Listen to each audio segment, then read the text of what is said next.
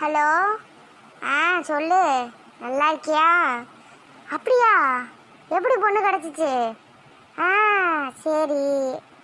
ஆ ஆ சரி சரி.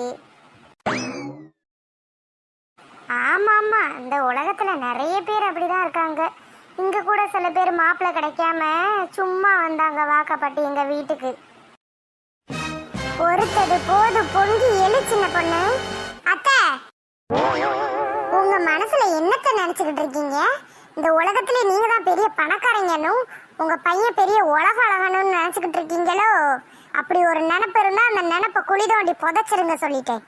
ஏதோ மாப்பிள்ளை கிடைக்காம உங்க பையனை கல்யாணம் பண்ணிட்டு வந்தோம்னு சொன்னீங்களே, பாத்தீங்களா நீங்க அத?